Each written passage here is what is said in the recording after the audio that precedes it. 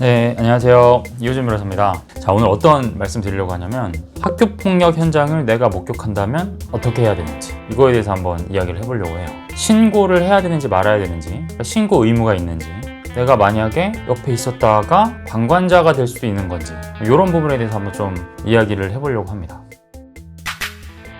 대부분의 학교 폭력 사건을 보면 주변인이 있습니다. 근데 대부분 목격자들이 본인을 드러내지 않으려고 하고 그 사건에 뭔가 좀 연루되는 것을 좀 피하려고 하죠. 근데 또 한편으로는 목격자들이 단순히 그 현장에 있었다는 것만으로도 학교폭력 가해자로 분류가 돼서 신고를 당하는 그러한 일들도 상당히 비일비재합니다. 그래서 저한테 상담 오시는 우리 학부모님들 얘기 들어보면 우리 아이는 그냥 정말 우연히 지나가다가 그 현장에 있었고 전혀 가해행위 비슷한 것도 하지 않았다. 근데도 피해자의 눈에 띄어서 학교폭력 신고를 당했고 그래서 학폭이 지금 회부된 상태다. 굉장히 억울하다. 이런 말씀을 많이들 하시거든요.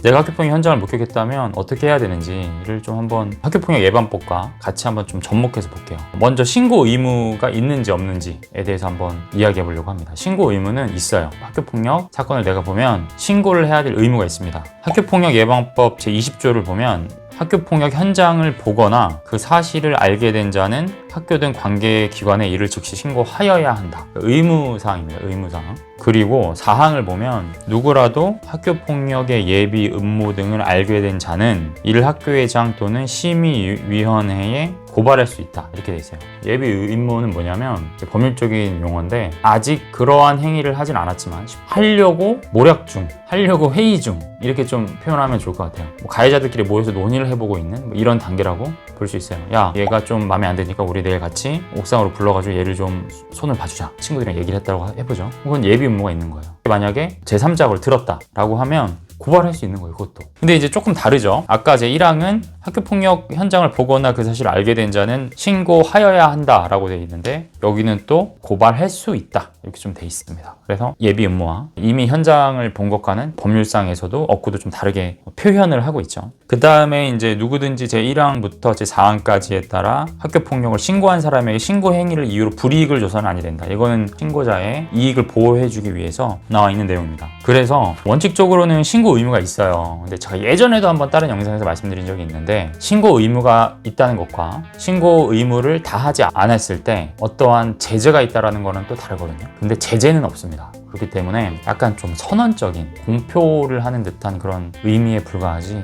않아더라도 뭔가 내가 불이익을 보는 건 없어요. 그쵸? 그러니까 이게 참 좀 애매한 겁니다. 유명무실하다라는 것도 약간 좀 그런 생각이 들 수도 있죠. 그러니까 좀 상징적인 의미인 거예요.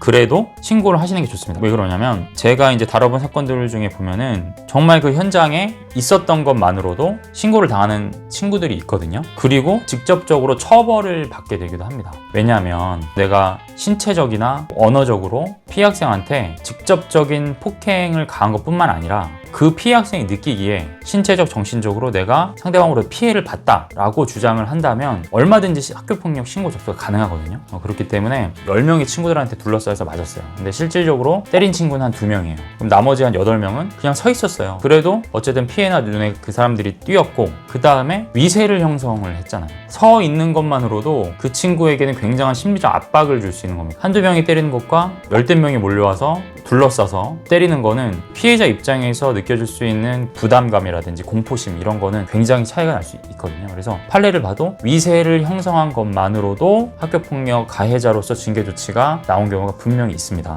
제가 한번 다뤘던 사례를 보면 실질적인 폭행이나 욕이나 이런 거 가해행위를 하지 않았음에도 처벌된 사례를 보면 첫 번째로는 맞장구 치는 경우, 가해자들이 어떻게 이야기를 할 때 옆에서 맞장구 치는 경우, 그다음 비웃는 경우 이런 경우는 처벌을 받았습니다. 그리고 아까 제가 말씀드렸지만 단순히 서서 있었지만 위세 형성을 했던 친구들, 그 가해 행위 처음부터 끝까지 그 한 종소에 있으면서 같이 위세 형성에 도움을 줬던 친구들 처벌을 받았고요. 피해자한테 말 걸었던 친구들, 이런 친구들도 가해 행위에 가담한 걸로 봐서 처벌을 받았습니다. 그 다음에 망봤던 친구들, 그 다음에 문을 닫고 다른 친구들 못 들어오게 했어요. 이것도 약간 마이너랑 비슷하긴 하죠. 어쨌든 공간적으로 좀 차단에 도움을 줬던 친구들, 그 다음에 자주 들락날락거리면서 그 상황을 좀 지켜봤던 친구들도 처벌받았던 사례가 있습니다. 이제 들락날락 같은 경우는 처벌받은 경우도 있고 처벌받지 않았던 경우도 있어요. 이게 정말 단순 호기심에 들락날락거린 경우도 있었는데 그런 거는 이제 처벌 안 받았던 경우가 있고요. 그 다음에 이제 정말 명백하게 처벌 안 받았던 사례를 보면 우연히 그 자리에 있게 된 경우, 한번 지나가다가 우연히,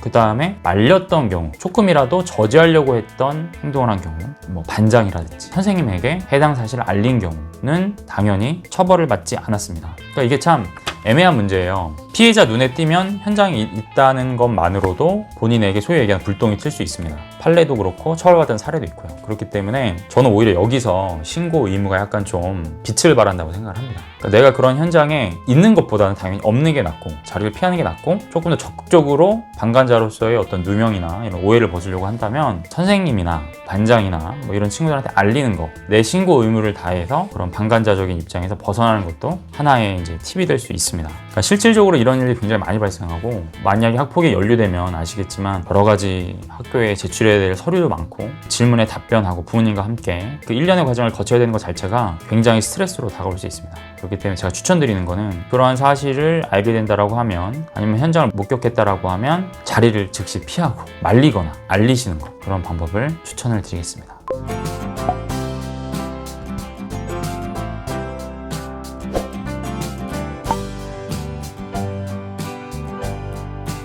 자, 오늘 여기까지 말씀드렸습니다. 감사합니다.